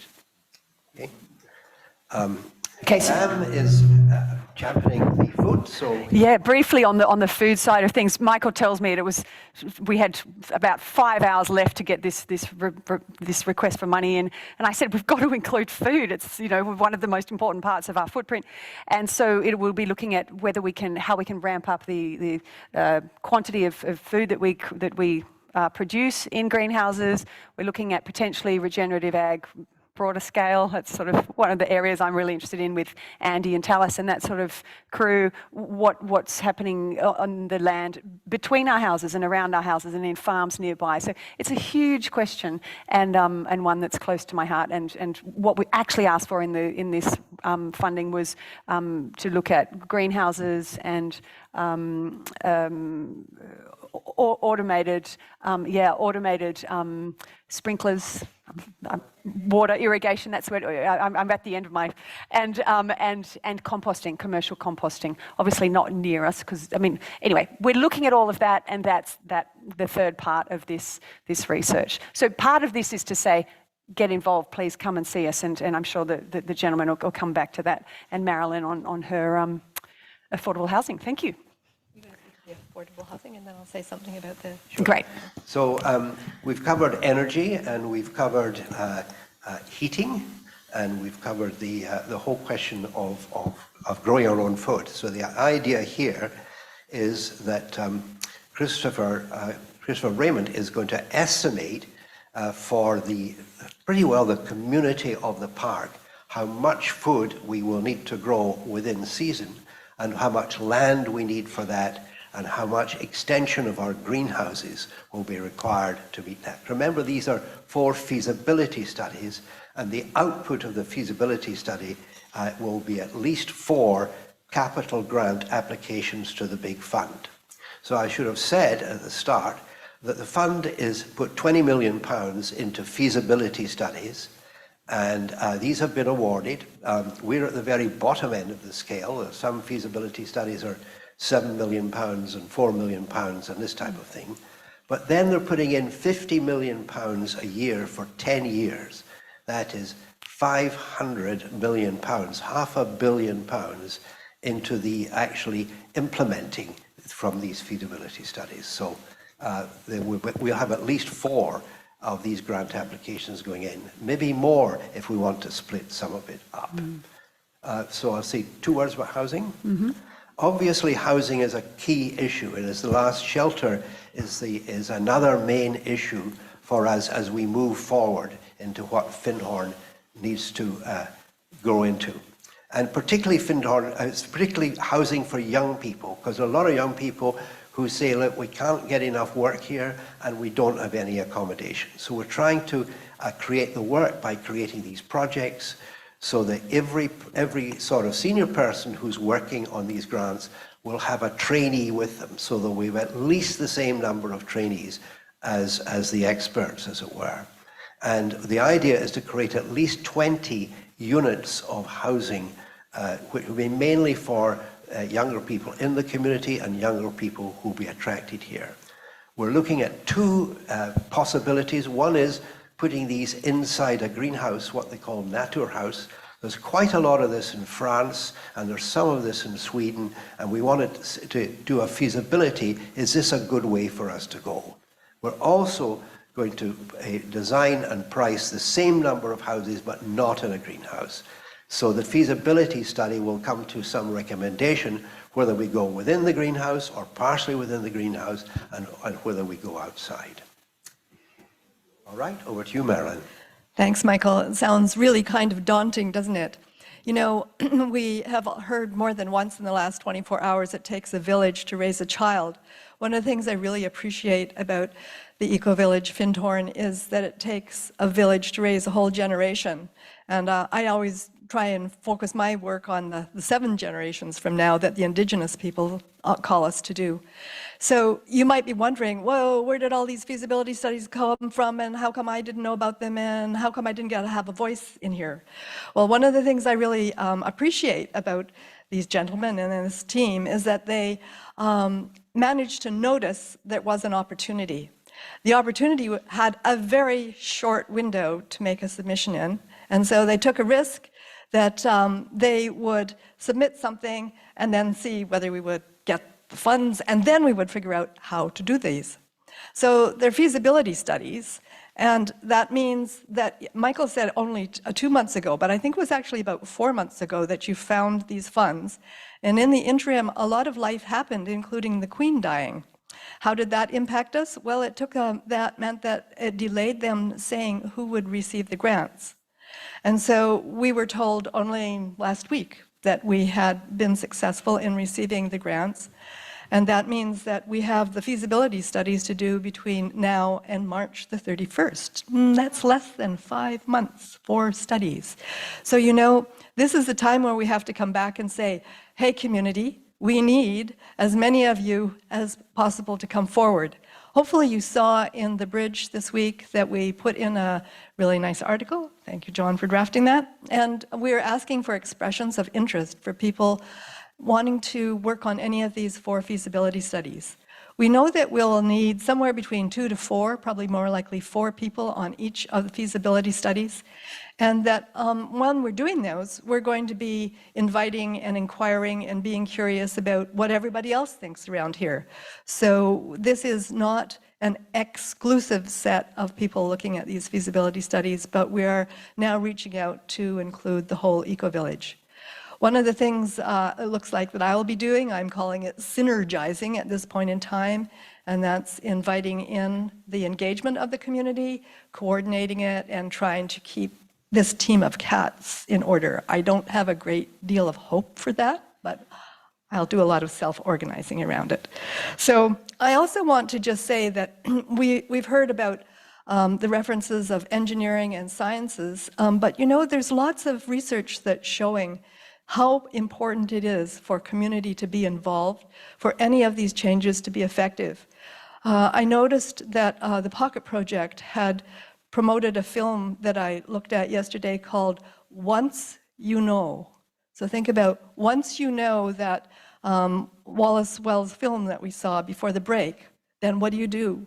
And the young man who shot this film went around the world speaking to some of the IPCC scientists and many of the engineers, and including Bangladesh, which has really become one of the world's experts in resilience because they have had to respond so strongly to all of the floods that they're subject to. And what they all say is what they've discovered is what makes a difference is the involvement of the community. That the deep wisdom of the community is what makes a difference in finding solutions and making them long-term possible. So I know with the others who applied for the feasibility studies that we share a lot of hope that this is about the next 60 years, that it's possible for us to become a demonstration eco-village to inspire the rest of the world. So that's what I'm hoping to invite you all into. Thank you.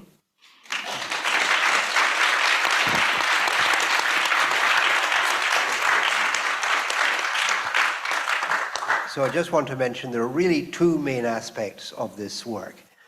One is it's a deep adaptation to climate change. And this is a very good book by Jem Bendell called Deep Adaptation.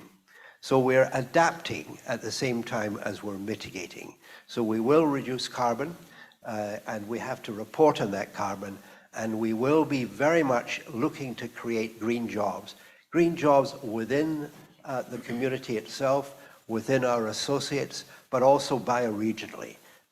That is the main object of the Scottish Government for this money. So we need to put our best foot forward and encourage these 4 areas to create jobs in a large scale. So thank you. I just wanted to add one final thought, and part of it, like I get freaked out when I look at 31st of March, thinking, my God, how are we going to do this? But I think the universe is saying to us, get on with it. You're needed, Findhorn is needed. We need to move on to the next step. And here's the time frame. So stop buggering around and just get on with it. Thank you so much. Wait. So just, we can do a couple of things. Do people have questions? Just show me if you've, yes, definitely got questions. Oh, that was you, Roger. You for questions. Okay, good. All right. So I'm going to invite you to come back up, Rog, and just host this on the questions if you'd like to. Give you the mic. Thank you. And just to say, not the red. We'll take the black. We are coming full circle in terms of this morning. So we started with that beautiful story of the dad reading to the little boy that poem, which just always makes me want to weep. And the question is, how big can we dream? So I just like that we're coming to the end of this session with we can dream as big as we like. The universe is sending us money. The only other thing to say before I get out of here and you can close is, last night with Robert Holden and Jonathan and I forget, there was somebody else. We were really looking at the history of the community and how well we do the invisible realm and the visible realm, and that really connecting with the Davic presence of carbon. It suddenly occurred to me, it's that invisible realm that maybe we really need to be attuning to, methane and carbon. It's like taking that practice to another level. Anyway, more practical questions. Thank you. Roger, please direct them to Roger. Okay, I just wanted to create a space for some kind of response. Yeah. We've been giving you lots of stuff all morning long. What's it mean to you? Anybody, anything? Here it comes.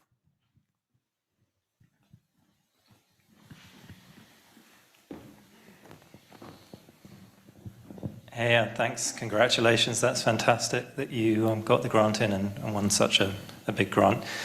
Under two, I mean, I'm sure you're already thinking about this, but it would be really great to properly analyze what storage facility we need on the wind, just simply because when we buy wind from the grid, we buy it at grid prices, which is currently 20p, that might go up to 80p, and when we sell to the grid, we sell at 4p, so we could there's a massive opportunity in the difference between that to fund energy storage, and then we would actually be using our wind most of the time. So my question is that going to be part of your feasibility? Because that's an absolute opportunity.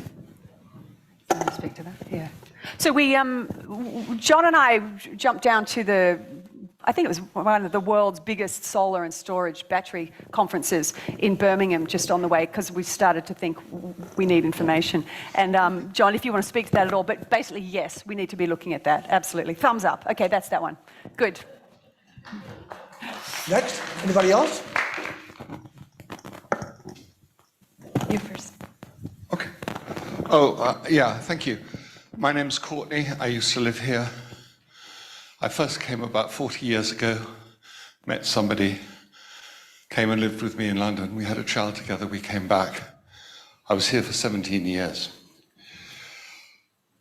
I left in 2003 to develop my professional career as a psychotherapist and an author and an editor. You can see I'm wearing a sling. I had a car crash about 2.5 weeks ago and wrote off my second or third hand Saab. And I said to myself previously when I bought it that this is going to be my last car. Well, I think it will be, because I don't think I want to continue driving anymore. So I'm going to donate the £1,000 or so that they are going to give me for my crashed car to a suitable fund here. Thank you, Courtney, for your generosity. Yeah, go ahead. So I've got a bit of a provocative question. I heard on a radio program that if we tomorrow globally stop emitting carbon completely, we are due for a 10-meter rise in sea level. So my question is, would not the most appropriate response to climate change for us to move our entire community halfway up Califa Hill?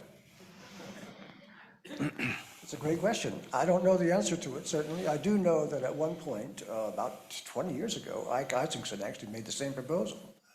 And we were looking at a big manor house at the edge of Radford. It didn't happen. I don't remember why it didn't happen. Do you? But anyway, we've considered that option before, and it is a serious concern. The good news from my point of view is that there's not yet very much evidence of sea level rise here. I don't know why that is, but it's almost certainly going to happen. We know that. In fact, I doubt very much that the community will be here in 100 years. That's the truth. I don't know the answer. Yeah. Just a comment. Thank you so much for this presentation all the morning. That was amazing. For me, I'm just visiting for 2 months. And what I found amazing is this transition fund is not only about reducing carbon emission, it's about resiliency, how you make Findhorn more resilient for the future which is coming. And this is amazing. And for me, resilience is not only about food and energy and houses, which is already important, but it's about people. What knowledge and know-how and abilities are we growing in the community for the world which is coming? So thank you for that. Thank you. Somewhere back there? Yeah. Well, thank you for the presentation. The entire morning was very inspiring, I would say. And it's great that there's a grant which can really make Findhorn an eco-village again, because it surprised me really that the footprint here is just 20% lower than the average Brit, and on the other hand, it doesn't surprise me so much, as I noticed that even in the weekends, some of the offices have their heatings on, and in Cluny there's a lot of heating, and there's single windows and not double glazed. And actually, this little parodic movie about the climate police, I think it would be great to have a maximum temperature for the housing, because our bodies are biochemically most efficient between 16 and 18 degrees. So. Yeah, and we have been just grown so much into the comfort of just having to switch a button to make our ambient environment adapt to what we find comfortable. But there's also something like wearing a little bit more clothes, and I really wonder how much comfort we are willing to deliver in exchange to label ourselves as eco-village. What is your take on that? My take is that I do like mine at 20 degrees, I must say. And, in response to an earlier point, I mean, the preponderance of our footprint actually comes from guests flying here for programs. Something like 60% at least the community's footprint comes from just exactly that. And the good news is that the foundation accepts that, has agreed to offset the travel of their guests, and also intends to reorient itself, its business model, towards more online programming and away from residential programming. So that will be the really crucial piece of the puzzle if we're going to achieve anything like carbon neutrality by 2030. But it's already in process, so that's encouraging. The bit that's actually, our pattern of life here is not where most of the emissions come from. Although, having said that, most of the emissions from our local footprint does come from heating, and secondarily from driving. But all these things are personal questions. They have to, it has to be dealt with individually, and at the same time, we can also give thanks for the fact that due to this grant, we will also be dealing with it systemically, in which we all have, once again, have a chance to play our part. I'm just aware of the time. How many more? We've got one there. I've got a couple of online questions Go ahead. from our viewers. Sorry, I'm still speaking. Sorry. Yes, I've got Question Maria asking, are there any particular skills you are looking for regarding the feasibility studies? Sorry, I didn't hear the question. What was it? Are there any particular skills you are looking for regarding the feasibility studies? Yeah. You want me to? And the second one from Roger. Sorry, I missed that one. Yes, and how many jobs, sorry, are there available to prepare for March? It's a range. They're very sciencey engineering type of jobs. They're in the Rainbow Bridge in a broad description this week, and we'll be putting them out again. There are some sort of interconnectivity across the 4 studies work that needs to be done, but really we have a shortage of engineering science type people, so please send them our way, as that's a big part of it because it's a capital investment fund. It's into stuff, Okay, so technology. more details on the Rainbow Bridge. That's right, yes. What was the second question? Sorry, it was about the jobs. How many jobs have you got? The number of jobs. It's sort of, it just depends who we get and what work they can fulfill. But Thank you. there's at least 8. But more, yeah. Okay, up here. Hi, hello. My name's Lynn, everybody. Congratulations on that Just Transition Fund. That sounds really amazing. I just had a question. Over the years, I've been coming up here 30 odd years, and I never stay in the community except for just a wee while and go back home again. And I work as a countryside ranger down in Fife in Scotland. You work for? As a ranger in Fife, so I work in the environment and understand it quite well, but working for Fife Council and the councils, I've actually was just wondering, but do the Findhorn community, who always come up with fabulous ideas and things work quite well because there's so many like-minded people that come here, so they together they make that work. Whereas when you're living in the Fife, say, the bigger, wider areas, there's not so many like-minded people, but they are kind of moving that way a lot now. And I just wondered, but would there be any plans, although this is about Aberdeenshire and Morayshire type of thing, any plans for representatives who have great knowledge in the Findhorn community to kind of really share that knowledge with some of the local councils? Because I see all this house building going on, certainly down in Dunfermline where I live. It's one of the biggest housing developments in Northern Europe. And I've never seen a bit of eco-ness going into any of those houses. It's such a lost opportunity for the wider Scotland and other places, but I think Findhorn representatives could help with that situation. Just wondered if you have any thoughts on that. Two quick things. First of all, making decisions is perhaps easier here than elsewhere, but not much easier. And the second thing is that a crucial piece of all of these grants is reporting back, making sure that we publicize whatever the results of our particular experiments or endeavors have been. So yes, we're plugged into trying to make our experience more relevant.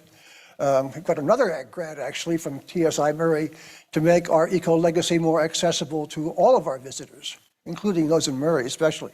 And that also is a part of the process at the moment. So we are going to be reporting back, surely. Thanks for that question. Just to let you know that we've had many inquiries over the years, but the most recent one was from Calla Homes, which is a very big volume builder in Scotland, who came up for a day and hired us to give them a tour of what we're doing and to hopefully share some of the lessons that we've learned in the technology that we're using. And we would love to do more of that. And obviously, this is a center of demonstration. If we can get people, especially from Scotland, but it's not so far to travel, we'd love to be able to host more of those kinds of knowledge sharing, if you like. So spread the word. Durton. And that'll be the last one, I think.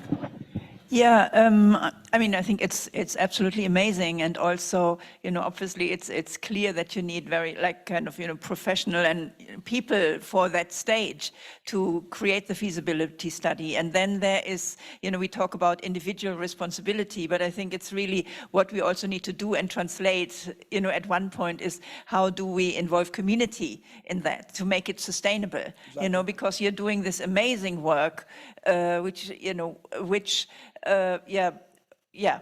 we need to spread and see how we can support it all together as community. And so that's what I'm looking forward to. Just to say. Well, I'm looking forward to your engagement as well, because you've played a very influential role at the moment.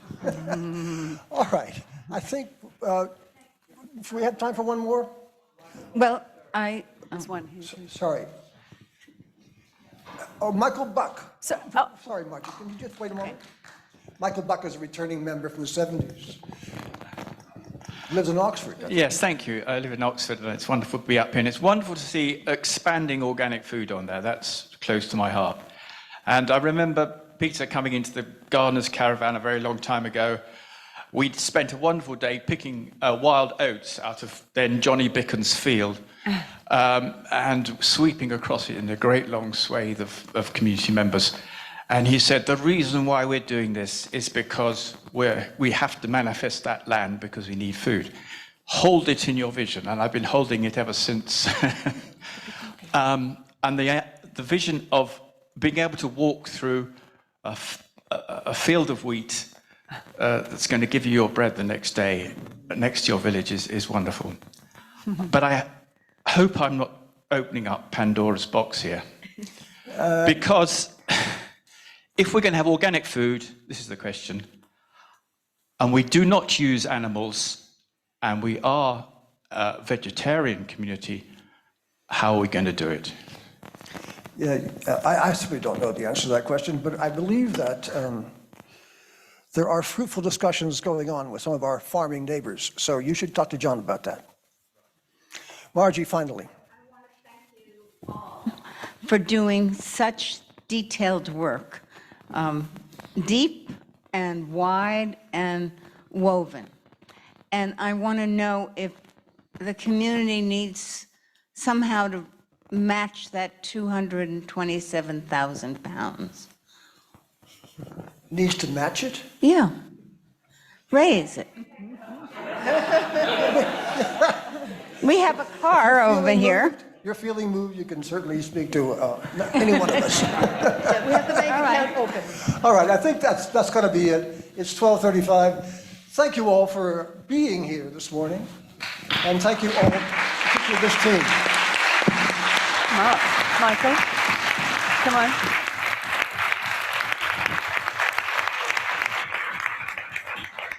Come on, Michael. And Jordan. Great. Thanks again. Yes, thanks.